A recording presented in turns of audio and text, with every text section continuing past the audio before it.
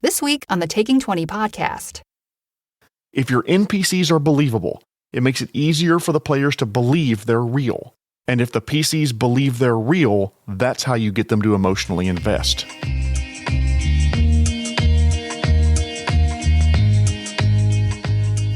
Ladies and gentlemen, welcome to episode 117 of the Taking 20 podcast. This week, all about how to make players care. This week's sponsor, pigs. If your pig loses its voice, it's become disgruntled. Don't forget, episode 120 will be the listener mailbag episode. I've received a few questions, but I would love to get more. Please send them to feedback@taking20podcast.com or to any of my social media presences at Taking20podcast. Today's fantastic question was sent in by Devin in Flint, Michigan, and wow, is it a doozy. How do you get your players to care about the game? Thank you so much for the question, Devin, and let's dive right in. I don't think I'm overselling it by saying this may be the hardest question I've received so far by any listener. There's so many variables to what makes someone care about something that it's difficult to know what direction to attack this problem from. So I've decided to answer this in two parts. First for the DMs, and then I want to talk to the players.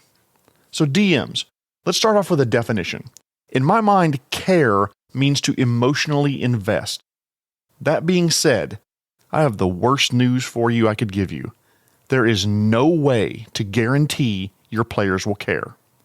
Ultimately, it's up to your players to decide whether or not they want to care about the game, the adventure, the campaign, or the game session. No, stop the music. That doesn't mean that there's nothing that you can do. What you can do is make the game easy to care about. And how do I do that, Jeremy? Well, I'm glad you asked. I have some thoughts.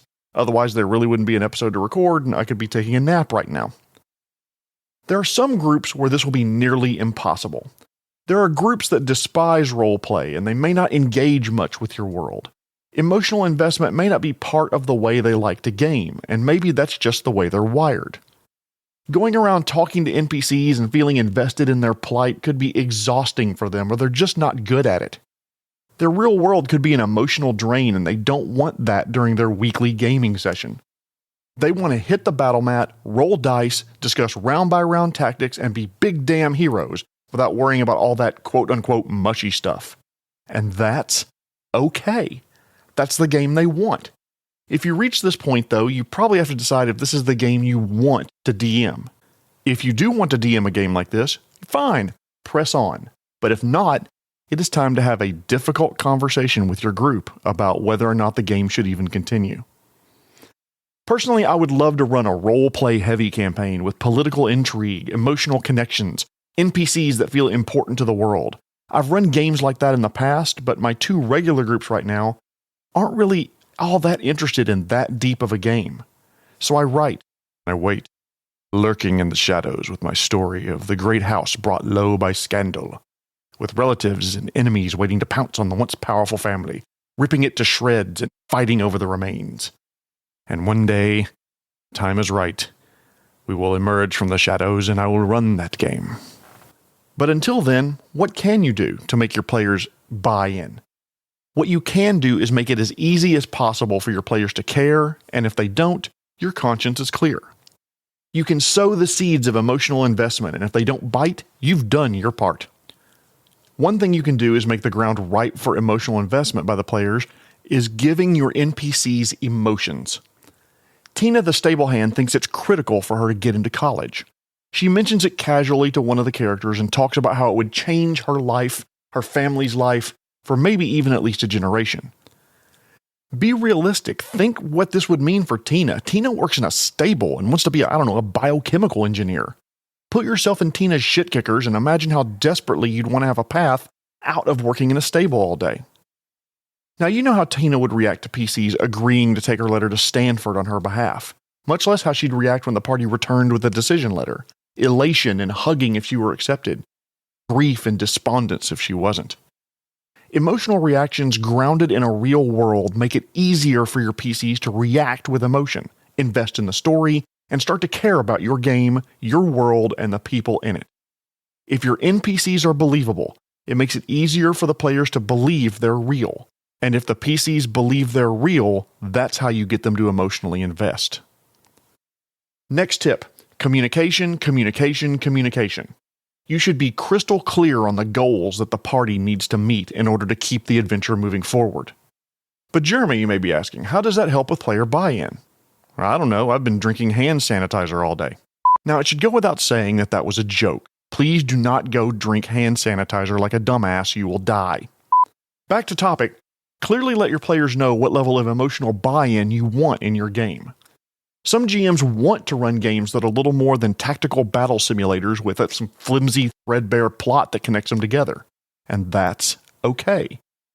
If you want your players to care, make sure they know how important it is to you that they do buy in and they do connect with the story. If they know that's what you want, they'll tend towards being more emotionally connected. Dovetailing off previous points, give life to your NPCs, and this revolves around DMs lose your fear of role-playing. There's a world of difference between you enter the shop, it's kindly dimly lit, and an old man says, "What do you want?" And you enter the shop, it's dimly lit, and smoky candles burn here and there, giving the room a rather dim light. Just inside the door, a beefy half-orc with a short sword on her hip looks you up and down and then goes back to leaning against the wall. A gnarled elven man walks out from behind the back. He's at least 700 years old by your reckoning, and he says, "Oh, hello. Is there something in particular you're looking for, youngster, or are you just trying to get out of the rain and here to waste my time?" The second one has life. You can see it in your head. The voice and role-playing helps reinforce the description, and it makes the world seem more real. That first example is just a pen and paper description of a shop. The second way of describing it makes it feel like a particular shop with a particular shop owner, and that makes it feel more grounded in reality. Another tip, make your NPCs lovable, despicable, or pitiful. I know I'm leaping to extremes, but the better way to say it would be to make some of your NPCs easy to love, easy to hate, or easy to help. Not all. Think about your interactions with classmates, coworkers, friends, relatives, people on the street. There's a certain percentage of them that you feel affection for. There's a certain percentage of them that you wouldn't piss on if they were on fire. Large chunks of the people you interact with, though, are just somewhere in the middle. Have those NPCs that they're lukewarm and, they get lukewarm reactions from the players. That's fine. But you should also have those NPCs that view the PCs as friends, allies, rivals. They treat them accordingly. In the Skull and Shackles campaign I'm running right now, a group of people on a pirate ship are rapidly splintering into factions. The neutral, waffling, unsure NPCs are so boring to play. You play up their uncertainties and how they see the benefits of one group over the other, but there's not a lot that you can do to spice up neutral. Except when they're being blackmailed into not helping the PCs, or they've been paid not to help the PCs, or they've been threatened not to help but are choosing to do so in secret, on the sly, on the DL. Do the Utes still say on the DL? I don't know what the modern vernacular is anymore. In secret. Or the one that's playing both sides against the middle. The allies of the PCs are fun to play, though. They can be helpful in unexpected ways, smuggling items and food for the PCs when they're in punishment, and siding with the PCs when they're getting bullied. But also fun are the antagonistic NPCs. Oh my gosh, they're so much fun to roleplay. If you'll pardon the term, the bullies, bitches, and bastards on that ship can really get under the skin of the players, and when it does, it always puts a smile on my face. I'm pretty sure that points to some sort of character flaw of mine, but my Shackles group react more to antagonists than to the kind, sweet, and friendly NPCs, and I love seeing my players emotionally connect with the world. Another thing you can do, establish one NPC as a confidant to a PC or vice versa. Give one-on-one moments between PCs and NPCs where one could open up to the other. In games where it's light role-playing or if your players aren't big into role-playing, just have the NPC open up to the PC a little bit. Their hopes, their wishes, their dreams, and their secrets, their desires, whatever. One of the most common movie tropes that you'll find in any movie involving the military especially, there'll always be one soldier who pulls out the picture of a loved one back home. Their family, their wife, their boyfriend, their kids, their mentor, whomever it happens to be. And when that happens, even my son will say out loud, "Yep, he's dead." You just know they're going to die. This is a letter I've been writing to my father back home. This is the picture of the girl I'm going to marry when I get back. Or, did I ever tell you about my little Deborah? These are moments where characters are opening up to each other. Have some of those in your adventures. Have your NPCs open up to your PCs. Die rolls determine a lot, so there's no guarantee that guard number 2, who's missing his daughter's beautiful singing voice, is automatically going to bite it the next campaign. But it does make them feel more real, like real humans or real elves with real goals that they'd like to accomplish. Add these softer sharing moments to the story, and whenever things get quiet and in a little bit of downtime, see if the characters take the bait. Another thing you can do to make your players care is make sure that your player characters have a role in the story.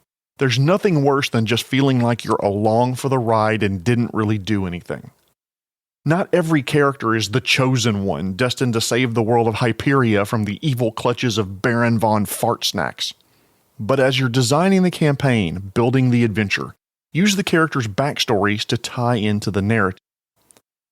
One of my DMs, we ran a Star Wars RPG way back in the day, and I chose not to play a Jedi because I wanted to play a character that was supporting the Jedi, was a traditional soldier, but didn't have any sort of force powers. The DM at the time, Mark, did a great job of making sure that my character's backstory and wants and desires still were part of the campaign, even though pretty much throughout the campaign I was little more than a support character for these godlike force-wielding Jedi.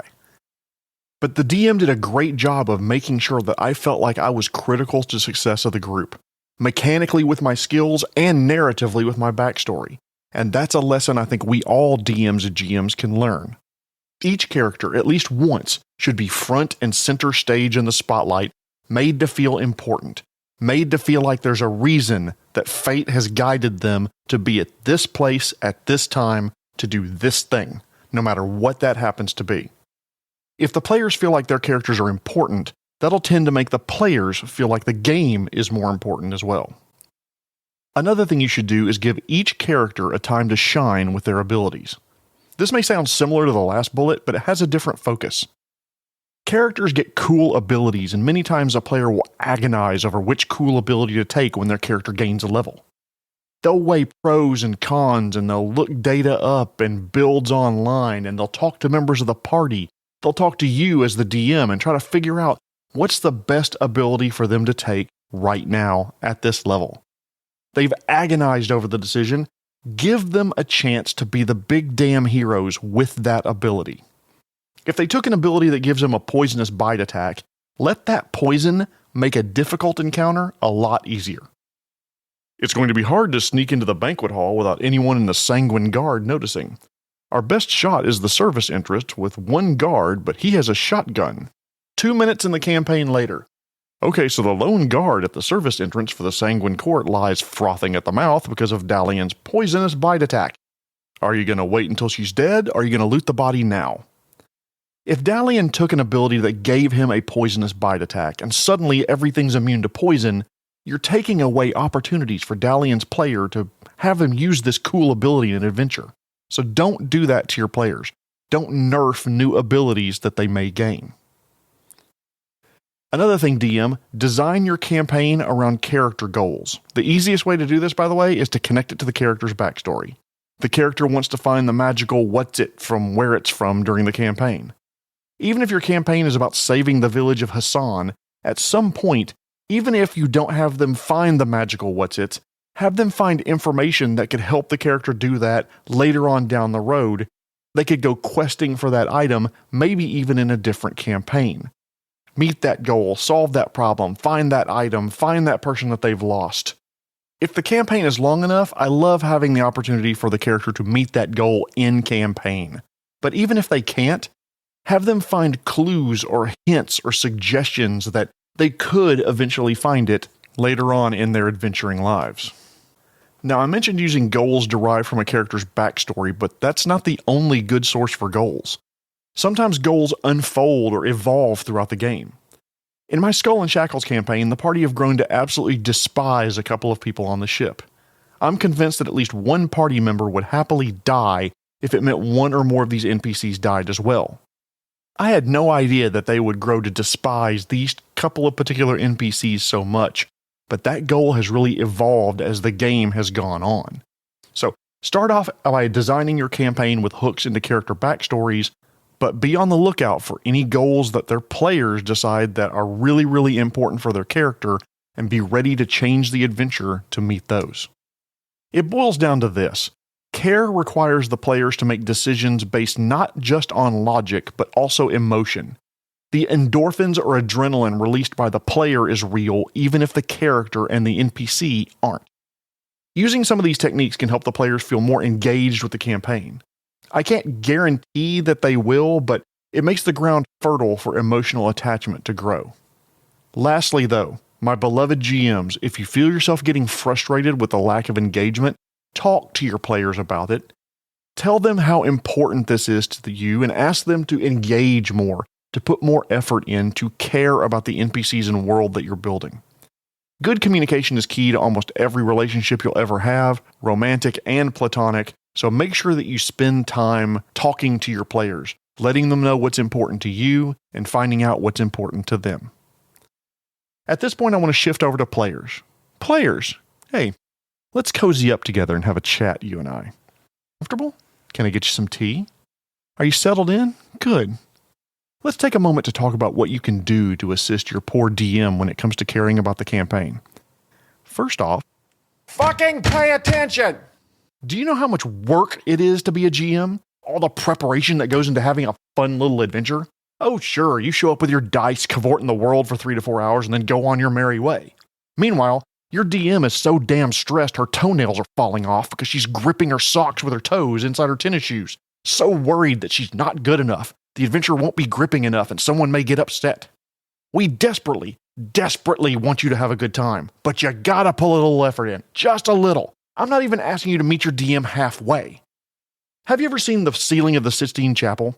I don't care whether you're religious or not, the artwork is beautiful to look at. Go find the picture of God and Adam, because I want to use it as an allegory for players and DMs. In this picture, your DM is God, and no, I'm not saying DMs are gods, that's not where I'm going. But look how God is reaching towards Adam. He's stretching as far as he can reach. Players, that's your DM right there. Putting in the work, preparing, getting NPCs ready, stressing late at night and early in the morning, designing campaign major bullet points, worrying that they're not good enough, that you guys won't enjoy it. We GMs are reaching, stretching to make sure fun can be had by all. Now look at Adam in that same picture. Adam is half-heartedly reaching back towards God as if he can't be bothered to put forth any effort. I'd say Adam represents the players in this picture, but to accurately do so, he'd need to be holding a fucking cell phone in his hand, checking social media, looking at funny videos, or, in the case of a recent game I DM'd, streaming an FPS video game while I was GMing. Do not be that player. Engage in the story with your fellow players, the characters, the NPCs.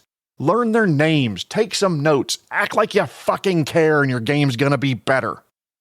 I've had players talk to me about other DMs and say, well, the game is boring. And I always ask, what have you done to make it not boring? You're not a baby bird. You don't get to just sit in the nest and open your mouth and expect the DM to vomit good story into your waking beak, and this analogy went a really bad direction.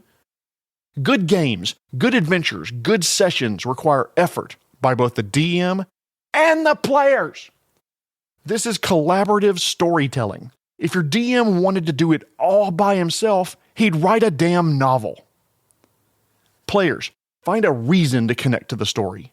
You wrote your damn backstory. Use it to find a reason your character would care about this adventure or campaign. I don't know how old you are, listener, but I think a lot of us either had or will have a time in our lives when not caring was looked at as a positive thing. That time is sure as hell not at the RPG table. Being disinterested in the story, the characters, the NPCs, results in your DM having a worse time, your fellow players having a worse time, which results in you having a worse time. Your character decided to save the king's heir, find the king's hair, or harry the enemy monsters for some reason or another. Time to act like it at the table. Don't not participate because that's what our character would do. If that's the case, it's time for you to make a new character that would participate and would care. Players, if your character doesn't want to take on the big bad, save the town, rescue the prince, why the hell you playing that character? Retire that shithead. Daeb the Barbarian can become Daeb the Turnip Farmer for all we care, and you can bring in Borneg the Magnificent to take their place in the campaign. Since Daeb didn't care about the campaign, he can spend the rest of his days worrying about the pH of the soil while Borneg is elbow deep in basilisk viscera. I'm thinking about writing a cookbook with the name Elbow Deep in Basilisk Viscera and other southern cooking techniques. Send in your comments and recipe suggestions. Give your character a reason to rise above the rank and file rabble where they come from, players. Even if rank and file rabble were hobgoblin warriors, expert elven wizards, or stoic dwarven stonemasons. Adventuring is dangerous as shit, and most of your average city guard would die horribly midway through their first dungeon. So why does your character want to adventure? There has to be a driving force behind it. Bring that driving force to the table, and it will make connecting to the world easier and will draw you into the game. Finally, players, stop being so damn cold, calculating, and clinical. We're sitting around a table. We're not actually sitting around the campfire like our characters are, so it's easy to take a long view of things. No one wants to make the tactical error in combat that gives the baddies the advantage. So players will coolly make calculated responses to events that happen in the world. Really? Really? That's the MFer that killed your family, right there. And he just called you a frizzy-haired bitch who isn't strong enough to save him. You've been looking for him for 2 in-game years and 13 character levels. What you gonna do about it? You gonna let him pick up a pizza and go back to his impenetrable fortress? Of course you won't. Now's your chance to avenge your auntie. Now's your chance to make him pay for the pain he caused you. Your character would be excited for this moment. Tap into that character's excitement and show it to the players and the GM around the table. Getting into your character's headspace will automatically make you connect more to the game world, and it will make the game better. Devin, I wish I had a better answer for you. I really do. I wish I knew the right combination of words to make someone care about a game, adventure, or campaign. All you can do as a DM is make it as easy as possible for your players to care about the world. Roll out the red carpet for them with good communication and clear goals. Up your NPC game to make them easy to love or easy to hate. Having an NPC confide in the PC with their goals and dreams. Giving each PC a role in all or part of the story, and design parts of your campaign around character backstory goals and goals that evolve over time. Meanwhile, players, please don't disengage at the table of the virtual tabletop. Find a reason for your character to be there. Have goals for your character and clearly communicate them to the DM. I guarantee with a little effort by the players, you and your GM will have lots of fun doing it. If you like this podcast, please consider resharing my episode posts. I'm getting better about using social media, but honestly, it's never been my strong suit, but I'm starting to share more things from my official accounts. Tune in next week when we'll talk about a suggested topic from Daniel, who donated to my coffee. Thoughts about harvesting monsters the players kill. But before I go, I want to thank our sponsor, Pigs. Don't let male pigs deliver that important presentation. They're such a bore. Or attention hogs. Or they could get into legal trouble and they will sue you. Okay, enough puns. That'll do, pig. This has been episode 117, How to Make Players Care. My name is Jeremy Shelley, and I hope that your next game is your best game. The Taking 20 podcast is a Publishing Cube media production. Copyright 2022. References to game system content are copyright the respective publishers.